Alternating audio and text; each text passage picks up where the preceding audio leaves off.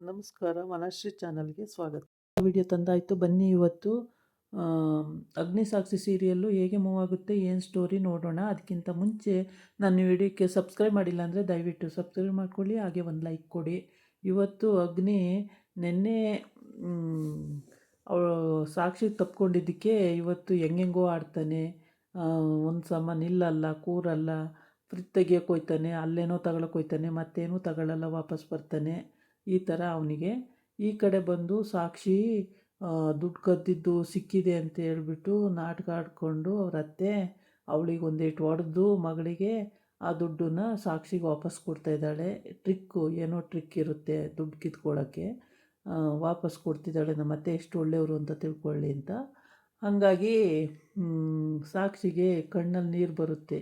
ಅವತ್ತು ನನ್ನ ಮಧ್ಯೆ ರೋಡಿನ ಮಧ್ಯೆ ನಿಲ್ಲಿಸಿ ನನಗೆ ಎಷ್ಟು ಅವಮಾನ ಆಯಿತು, ನಿಲ್ಲಕ್ಕೆ ನೆಲೆ ಇಲ್ಲ, ಮನೆ ಇಲ್ಲ, ಅಷ್ಟು ಹಿಂಸೆ ಆಗೋಯ್ತಲ್ಲ ಇವ್ರುಗಳಿಂದ ಅಂತೇಳ್ಬಿಟ್ಟು ಏನೂ ಮಾತಾಡಲ್ಲ, ಸುಮ್ಮನೆ ಹೋಗ್ತಾಳೆ ಅವಳ ಪಾಡಿಗಳು. ತಂಗಿನೇ ಸ್ವಲ್ಪ ರಫಾಗಿ ಮಾತಾಡಿ ಇದು ಮಾಡ್ತಾಳೆ. ಹಂಗಾಗಿ ಬೇಜಾರಾಗಿರುತ್ತೆ ಇವಳಿಗೆ, ತುಂಬ ಬೇಜಾರು ಮಾಡ್ಕೊತಾಳೆ. ಆಮೇಲೆ ಅವ್ರ ಮಾವನೂ ಕೂಡ ಬೇಜಾರು ಮಾಡ್ಕೋತಾನೆ. ಈ ಥರ ನಿಮ್ಮ ಅಮ್ಮನೇ ಖತರ್ನಾಕ್ ಅಂದರೆ ನೀವು ಮಗಳ್ದಿರ ಅದಕ್ಕಿಂತ ಖತರ್ನಾಕ್ ಆಗಿದ್ದೀರಾ. ಯಾವ ದುಡ್ಡು ತಗೊಳಕ್ಕೆ ನಾಚಿಕೆ ಆಗಲಿಲ್ವ ನಿಮಗೆ? ಪಾಪ ಅವಳು ಅಡ್ವಾನ್ಸ್ ಕೊಡೋಕ್ಕೆ ಅಂತ ದುಡ್ಡು ಇಟ್ಟಿದ್ದು 80,000 ರೂಪಾಯಿ ದುಡ್ಡು ಏನೇ ಆಯಿತು ಅಂತ ಕೇಳ್ತಾರೆ. ಎಲ್ಲ ನಾವು ಪರ್ಚೇಸ್ ಮಾಡೋದು ಅದು ಇದು ಅಂತೇಳಿ ಹೇಳ್ತಾರೆ. ಅದಕ್ಕೆ ಯಾರ್ದೋ ದುಡ್ಡಲ್ಲಿ ಹೋಗಿ 40,000 ರೂಪಾಯಿನ ಏನು ತೊಗೊಂಡ್ರಿ ಪರ್ಚೇಸ್ ಮಾಡಿ, 30,000 ರೂಪಾಯಿ ಏನು ತೊಗೊಂಡ್ರಿ, ಬರೀ 50,000 ಇಟ್ಕೊಂಡಿದ್ದೀರಲ್ಲ ಅಂತ ಜೋರು ಮಾಡ್ತಾನೆ. ಆಮೇಲೆ ಈ ಕಡೆ ಬಂದು ಲೆಕ್ಕ ಕರೆಕ್ಟಾಗಿ ಸಿಕ್ಬಿಟ್ಟಿದೆ. ಇವಾಗ ದುಡ್ಡು ಎಲ್ಲ ಗೋಲ್ಮಾಲಾಗಿದೆ, ಎಲ್ಲ ಸಾಕ್ಷಿ ಕಂಡು ಹಿಡಿದ್ಬಿಟ್ಟಿದ್ದಾಳೆ. ಈಗ ಅಮ್ಮ ಮಗನಿಗೂ ಪೀಕ್ಲಾಟ ಆಗಿಬಿಟ್ಟಿದೆ. ಹಂಗಾಗ್ಬಿಟ್ಟು ಮಗನ ವಹಿಸ್ಕೊಳ್ತಾಯಿಲ್ಲ, ಇಲ್ಲಿ ಮಗನ ಬೈತಾ ಇದ್ದಾಳೆ. ಎಂಥ ಕೆಲಸ ಮಾಡಿದ್ಯೋ ನೀನು, ಹಾಗೆ ಹೀಗೆ ನೀನು ಕರೆಕ್ಟು ಅಷ್ಟು ದುಡ್ಡು ಹೆಚ್ಚು ಕಮ್ಮಿ ಆಗಂಗೆ ಹೆಂಗೆ ವ್ಯವಹಾರ ಆಯಿತು, ನಿಂಗೆ ಗೊತ್ತಿರಲಿಲ್ವಾ, ನೀನು ತಾನೇ ಆಫೀಸಲ್ಲಿರೋದು, ಹಂಗೆ ಹಿಂಗೆ ಅಂತೇಳೆಲ್ಲ ಜೋರಾಗಿ ಇದು ಮಾಡ್ತಿರ್ತಾಳೆ.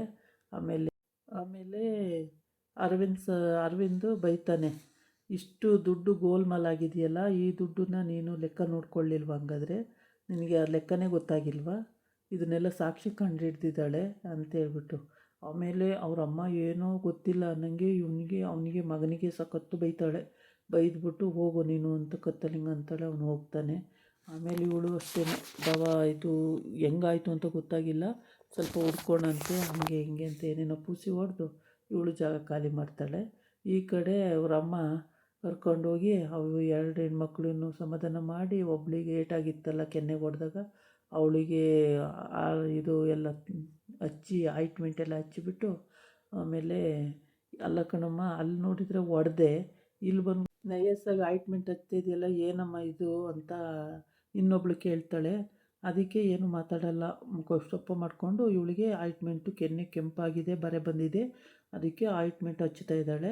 ಆದರೆ ಆಯಿಂಟ್ಮೆಂಟ್ ಹಚ್ಚೋ ಹಿಂದೆ ಉದ್ದೇಶ ಎಷ್ಟಿದೆ ಅಂದರೆ, ಸಾಕ್ಷಿನ ಒಳ್ಳೆತನ ಮಾಡಿಕೊಂಡು ಅವಳಿಗೆ ಸಂಬಳ ಎಷ್ಟು ಬರ್ತಾಯಿದೆ ಅಂತ ತಿಳ್ಕೊಬೇಕು ಅನ್ನೋದು ಒಂದು ಕುತೂಹಲ ಇದೆ. ಮತ್ತು ನೀನು ಕೊಟ್ಬಿಡಮ್ಮ ತಿಂಗಳಿಗೆ ಇಷ್ಟು ಅಂತ ಹೇಳೋದು ಒಂದಿದೆ.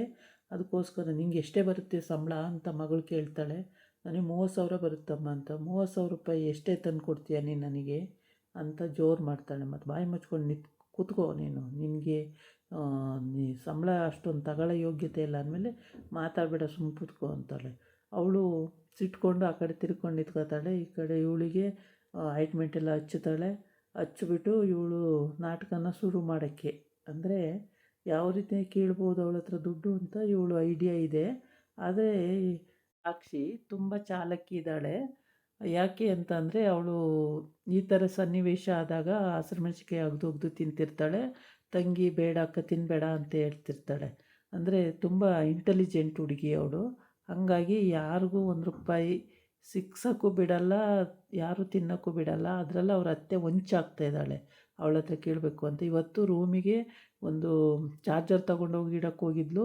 ಅಲ್ಲಿ ಪೇಮೆಂಟ್ ಲೆಟ್ರು ಸಿಕ್ಬಿಡ್ತು. ಪೇಮೆಂಟ್ ಲೆಟ್ರು ನೋಡಿ 15 ಲಕ್ಷ, ಅಯ್ಯೋ ದೇವ್ರೇ ಅಂತೇಳ್ಬಿಟ್ಟು ಬಾಯಿ ಮೇಲೆ ಕೈ ಇಟ್ಕೊಂಡು ಬರ್ತಾಳೆ. ನಾಳೆಯಿಂದ ಇನ್ನು ಸಾಕ್ಷಿಗೆ ಟಾರ್ಚರ್ ಕೊಡೋದಕ್ಕೆ. ಇವತ್ತು ಸಾಕ್ಷಿ ಅಲ್ಲಿ ಸೈಟ್ ಹತ್ರ ಹೋಗಿದ್ದಾಳೆ.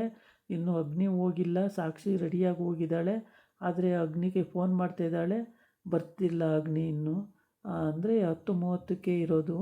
ಆದರೆ ಅಲ್ಲಿ ಆ ತಮ್ಮ ಮಿಸ್ಗೈಡ್ ಮಾಡಿಬಿಡ್ತಾನೆ ಇವನ್ನ, ಯಾರನ್ನ, ಅಗ್ನಿನ ಮಿಸ್ಗೈಡ್ ಮಾಡಿಬಿಟ್ಟು 10 ಗಂಟೆಗೆ ಹೋಗಬೇಡ ಅಣ್ಣ, 10:30ಕ್ಕೆ ಹೋಗು, 10:30ಕ್ಕೆ ಇರೋದು ಮೀಟಿಂಗು ಅಂತ ಹೇಳ್ಬಿಟ್ಟಿರ್ತಾನೆ. ಅದನ್ನೇ ನಿಜ ಅಂತ ಇವನು ನಂಬ್ಕೊಂಡಿರ್ತಾನೆ. ಯಾರು, ಸಾಕ್ಷಿ, ಅಗ್ನಿ ಅದನ್ನೇ ನಿಜ ಅಂತ ನಂಬ್ಕೊಂಡಿದ್ದಾನೆ. ಹಂಗಾಗ್ಬಿಟ್ಟು ಅವನಿಗೆ ಗೊತ್ತಾಗಿಲ್ಲ, ತಮ್ಮ ಹೇಳಿದ್ದೇನೆ ನಿಜ ಅಂತ ನಂಬ್ಕೊಂಡು ಅವಳು ಫೋನ್ ಮಾಡಿದ್ರು ಏನು ಅಷ್ಟು ಅರ್ಜೆಂಟು, ಬರ್ತಾಯಿದ್ದೀನಿ ಇಡು ಅಂತ ಹೇಳ್ತಾನೆ. ಆಮೇಲೆ ಇಲ್ಲ ಸರ್ 10:30ಗೆ ಮೀಟಿಂಗ್ ಇರೋದು, ಇಲ್ಲ 10:30ಗೆ ಮೀಟಿಂಗ್ ಇಲ್ಲ ಅಂತ ಹೇಳಿದ್ದಾರೆ, ನಾನು ನೋಡಿದ್ದೀನಿ ಅಂತ ಹೇಳ್ತಾನೆ. ಆಮೇಲೆ ಸರಿ ಬನ್ನಿ ಸರ್ ಅಂತ ಹೇಳ್ಬಿಟ್ಟು ಹೇಳ್ತಾಳೆ. ಹೇಳ್ಬಿಟ್ಟು ಇವನು ರೌಡಿಗಳಿಗೆ ಫೋನ್ ಮಾಡಿದ್ದಾನೆ. ಯಾರು, ಅಗ್ನಿ ಚಿಕ್ಕಪ್ಪನ ಮಗ ರೌಡಿಗಳಿಗೆ ಫೋನ್ ಮಾಡಿಬಿಟ್ಟು ಸಾಕ್ಷಿ ಅಲ್ಲಿ ಬರ್ತಾಳೆ, ಅವಳನ್ನ ಮುಗಿಸ್ಬಿಡಿ ಅಂತ ಹೇಳಿರ್ತಾನೆ. ಈ ಅಗ್ನಿ ಹೋಗೋದು ಲೇಟ್ ಆದರೆ ಅವಳನ್ನ ಎಳ್ಕೊಂಡು ಹೋಗ್ತಾರೆ. ನಿಜವಾಗ್ಲೂ ಅವಳು ಪಾಪ ಸಫರ್ ಪಡಬೇಕಾಗತ್ತೆ. ಏಕೆ ಅಂದರೆ ಒಳ್ಳೆ ಕೆಲಸಗಾರರಿಗೆ ಬೆಲೆನೂ ಇರಲ್ಲ, ಮತ್ತು ಒಳ್ಳೆ ತಿಳುವಳಿಕೆ ಬುದ್ಧಿ ಹೇಳೋರಿಗೆ ಅವ್ರದ್ದು ಎಲ್ಲನೂ ಒಂಚೂರು ಮಿಸ್ಟೇಕ್ ಆಯಿತು ಅಂದರೆ ಅವ್ರಿಗೂ ಕೂಡ ಬೆಲೆ ಇರಲ್ಲ. ಆ ಥರ ಆಗುತ್ತೆ. ರೌಡಿ ಮೇಲೆ ನಿಂತ್ಕೊಂಡು ನೋಡ್ತಿದ್ದಾನೆ, ಸಾಕ್ಷಿ ಹೋಗೋದಕ್ಕೆ ಇವನೇ ಅರ್ಧ ಗಂಟೆ ಲೇಟಾಗಿ ಹೋಗೋಣ ಅಂತ ಹೇಳ್ಬಿಟ್ಟಿದ್ದಾನಲ್ಲ, ಅವನು ಅದನ್ನೇ ನಿಜ ಅಂತ ನಂಬ್ಕೊಂಡು ಅವನು ಅರ್ಧ ಗಂಟೆ ಲೇಟಾಗಿ ಹೋಗ್ತಿದ್ದಾನೆ. ಆದರೆ ಸಾಕ್ಷಿ ಆಲ್ರೆಡಿ ರೀಚ್ ಆಗಿದ್ದಾಳೆ ಅಲ್ಲಿಗೆ. ಸರ್ ಎಷ್ಟೊತ್ತಿಗೆ ಬರ್ತೀರಾ ಬನ್ನಿ ಸರ್ ಅಂತ ಕರಿತಾ ಇದ್ದಾಳೆ. ಏನು ಅರ್ಜೆಂಟು, ಬರ್ತೀನಿ ಬಿಡು, ನೀನು ಯಾಕೆ ಇಷ್ಟೊತ್ತಿಗೆ ಹೋಗಿದ್ದೀಯ ಅಂತ ಬೈತಾವನೆ. ಆ ಕಡೆ ರೌಡಿ ಕಿಡ್ನಾಪ್ ಮಾಡೋಕ್ಕೆ ರೆಡಿಯಾಗವನೆ. ಈ ಕಡೆ ಇವನು ಚಿಕ್ಕಪ್ಪನ ಮಗ ಫೋನ್ ಮಾಡಿ ಹೇಳ್ತಾ ಇದ್ದಾನೆ. ಆಮೇಲೆ ಈ ಈ ರೀತಿ ಮಾಡ್ತಿರೋದು ಪಾಪ ಸಾಕ್ಷಿಗೆ, ಸರಿಯಾಗಿ ಕೆಲಸ ಮಾಡೋರಿಗೆ ನೆಮ್ಮದಿಯಾಗಿ ಮಾಡೋಕ್ಕೂ ಬಿಡಲ್ಲ ಇವ್ರುಗಳು. ಇಲ್ಲೂ ಕೆಲಸ ನೆಟ್ಟು ಮಾಡಲ್ಲ, ದುಡ್ಡು ಹೊಡಿಯೋದು ಮತ್ತು ಸಿಕ್ಕಾಕೊಳ್ಳೋದು, ಮತ್ತು ಹಿಡ್ದವ್ರ ಮೇಲೆ ಅಟ್ಯಾಕ್ ಮಾಡೋದು, ಇವ್ರದ್ದು ಈ ಥರ ಬುದ್ಧಿ. ಇದಾಗಿತ್ತು ಇವತ್ತಿನ ವೀಡಿಯೋ. ನಾಳೆ ಇನ್ನೊಂದು ವೀಡಿಯೋ ಜೊತೆ ಬರ್ತೀನಿ. ನಮಸ್ಕಾರ.